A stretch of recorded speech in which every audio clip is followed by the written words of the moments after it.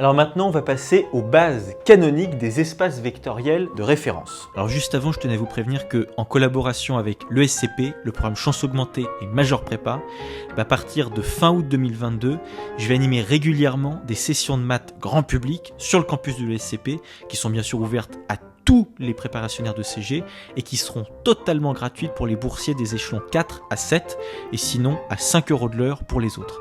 Alors vous pourrez tout à fait venir en présentiel à l'ESCP ou alors suivre en direct sur Zoom en fonction des places disponibles. Je vous mets le lien en description.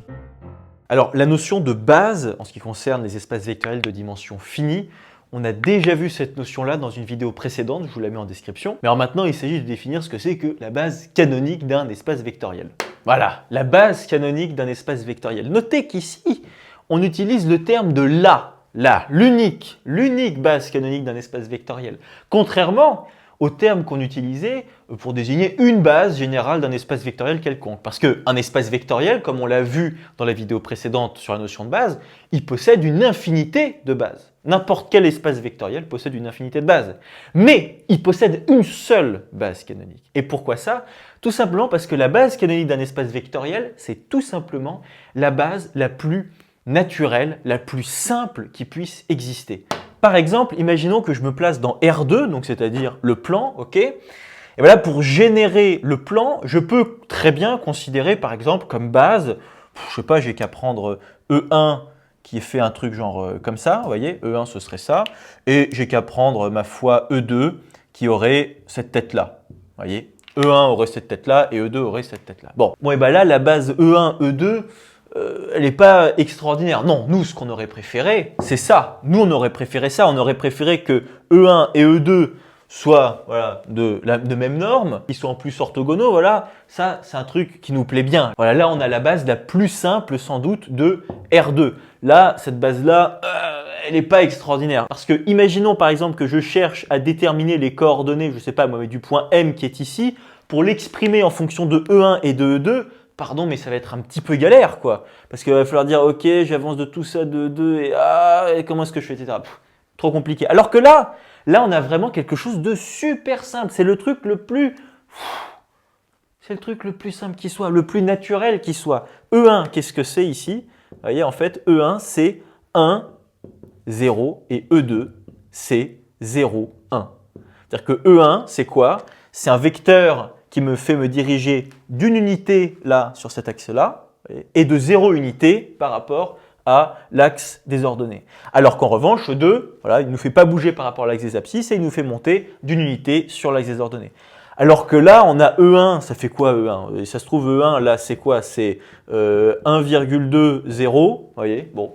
Et E2, qu'est-ce que c'est à peu près? Ça doit être, je sais pas, ça ressemble à du, allez, on va dire 0,2, 0,3 par exemple. Là, la base conforme avec E1 et E2, certes, c'est une base de R2, c'est une base du plan. Il n'y a aucun problème pour atteindre M avec E1 et E2, il n'y a pas de problème, on peut tout à fait l'atteindre. On peut tout à fait atteindre n'importe quel point du plan grâce à une combinaison linéaire de E1 et de E2.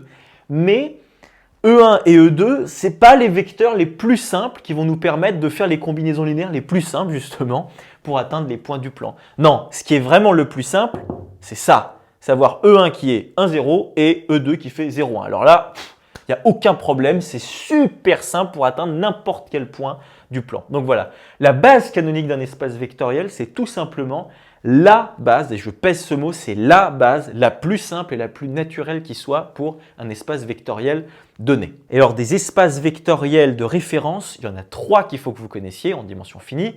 Et il faut aussi que vous connaissiez évidemment leur base canonique. Alors juste une petite précision, pourquoi est-ce que cette base qui est ici, c'est-à-dire la base formée des vecteurs E1, 1, 0 et E2, 0, 1, pourquoi est-ce que cette base-là, bien évidemment base de R2, c'est-à-dire base du plan, pourquoi est-ce que cette base-là est plus simple et plus naturelle que n'importe quelle autre base de R2? Par exemple, pourquoi est-ce que cette base-là, elle est plus simple que celle-ci, formée de E1' et E2', avec E1' c'est 1,20 et E2' c'est 0,2, 0,3. Alors au-delà du fait que on y est habitué à cette base-là et que ça nous semble naturel, en fait, c'est aussi dû à un fait très important et bien singulier, c'est que peu importe le vecteur que je prends là dans R2, donc par exemple, j'ai qu'à prendre M qui est ici. Alors, je peux le représenter sous une forme de point ici avec deux coordonnées. C'est-à-dire à peu près comme ça, vous voyez. M, il est à peu près à 2, 2,5 en gros. On peut aussi le représenter sous une forme de vecteur. Voilà, comme ça. Et ça revient exactement au même. Il n'y a pas de problème avec ça.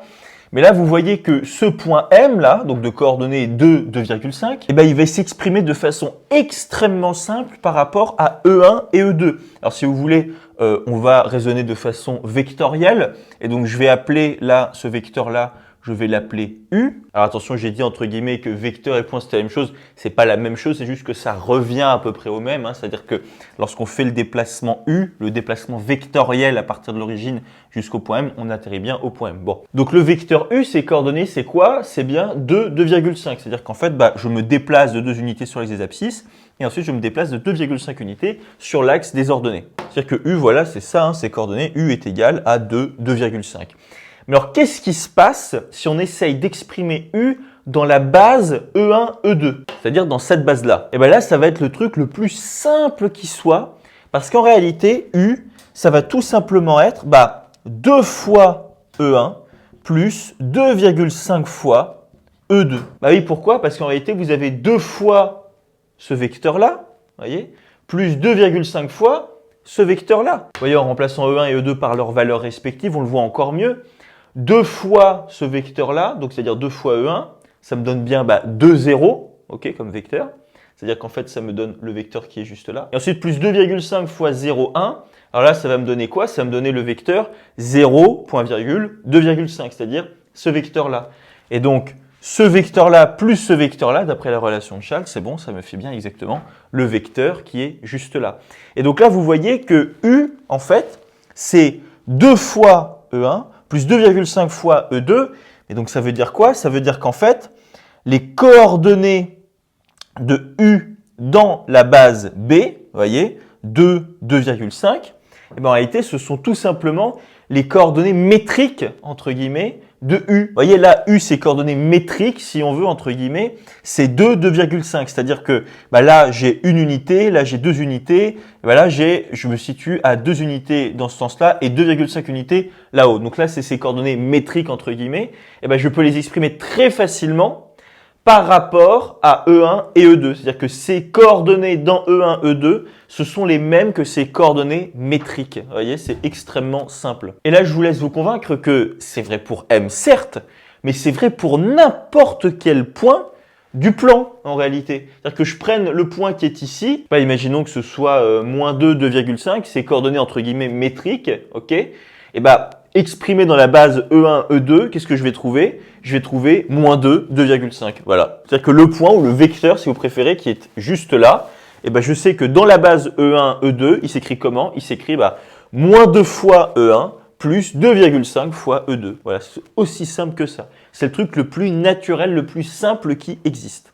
Alors que là, en revanche, c'est une autre paire de manches comme vous allez voir. Là, vous voyez, si je reprends le même point, que ici j'appelle M', vous voyez, M' c'est 2, 2,5, donc exactement comme pour ici, c'est-à-dire que ces coordonnées entre guillemets métriques sont exactement pareilles, ok? C'est-à-dire 2 unités sur l'axe des abscisses et 2,5 unités sur l'axe des ordonnées. Bon, mais alors maintenant, si jamais je veux exprimer donc le vecteur U' qui est ici dans la base E1', E2', alors là, ça va être sacrément galère. Ça va pas du tout être aussi simple qu'ici. Là, le truc qui va se passer, c'est que le vecteur U' qui est ici, bien sûr, il va s'exprimer comme A fois E1' plus B fois E2', c'est-à-dire avec A et B qui sont des réels et qui sont les coordonnées du coup de U' dans la base E1', E2', c'est-à-dire cette base-là. Mais le truc, c'est que pour déterminer A et B, là, ça va être sacrément coton. On fera ça dans des exercices, vous en faites pas. C'est pas l'objet de ce cours. Mais je pense que vous sentez là que A et B vont être beaucoup plus difficiles à déterminer que ici. Tout simplement parce que là, A et B ne vont certainement pas être égaux aux coordonnées métriques, entre guillemets, de M'. C'est-à-dire que, en gros, A, là, on aimerait bien que ce soit 2 et que B, ce soit 2,5, exactement comme pour ici, mais ça fonctionne absolument pas, c'est faux ça. Hein. Parce que si vous prenez 2 fois E1' plus 2,5 fois E2', alors là, je vous assure que vous n'atterrissez absolument pas ici. Si vous prenez 2 fois E1', alors vous avez 1 fois E1' plus 2 fois E1', vous allez vous retomber sur 3. Ok, donc vous allez tomber là-dessus. Et alors ensuite, si jamais vous prenez plus 2,5 fois E2', Alors là, vous allez avoir une fois E2', deux fois E2', et encore une toute petite fois E2', vous allez vous retrouver ici à peu près. Vous allez vous retrouver juste là. Donc sur ce point-là, qu'on peut représenter de façon vectorielle. Donc voilà, je décide de l'appeler V, ce vecteur. Et bien ce vecteur V-là, lui, il est bien égal à 2 fois E1', vous voyez, 2 fois E1', plus 2,5 fois E2', une fois, 2 fois, 0,5 fois E2'.